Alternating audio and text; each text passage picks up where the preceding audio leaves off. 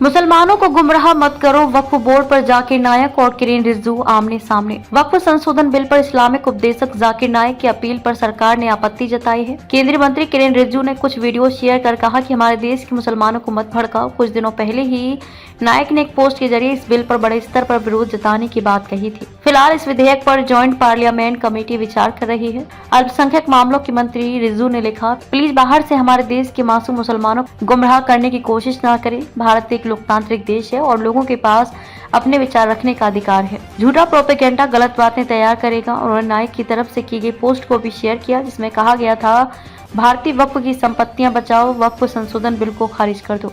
नायक ने कहा था, भारत के कम से कम 50 लाख मुसलमानों को वक्फ संशोधन बिल पर अपना विरोध भेजना चाहिए। भारत के मुसलमान होने के नाते अगर हम मुस्लिम वक्फ की संपत्तियों को छीने जाने से नहीं रोक पाते हैं तो हम जिम्मेदार कहलाएंगे। नायक ने मुस्लिम समुदाय से जेपीसी के सामने वक्फ बिल के खिलाफ विरोध दर्ज कराने की अपील की। जारी है जेपीसी बैठकें। खबरें हैं कि जेपीसी की बैठकों में टकराव जारी है, क्योंकि देश में कई सरकारी निकायों ने वक्फ बोर्डों पर उनकी संपत्तियों पर कब्जा रखने के आरोप लगाए हैं। समिति में विपक्षी सदस्यों ने दावा किया है कि वास्तव में बड़ी संख्या में वक्फ संपत्तियां भारतीय पुरातत्व सर्वेक्षण एएसआई सहित सरकारी निकायों के अनाधिकृत कब्जे में हैं। पीटीआई भाषा के अनुसार सूत्रों ने बताया कि बैठकों में विपक्ष की सबसे मुखर और स्पष्ट आवाजों में से एक एआईएमआईएम नेता असदुद्दीन ओवैसी ने केवल दिल्ली की ही 172 वक्फ संपत्तियों की सूची सौंपी, जो उनके अनुसार एएसआई के अनाधिकृत कब्जे में है। प्रत्यर्पण पर हो सकता है विचार। अगस्त में मलेशिया के प्रधानमंत्री अनवर इब्राहिम ने संकेत दिया था कि अगर भारत विवादास्पद इस्लामिक उपदेशक नायक के खिलाफ सबूत देता है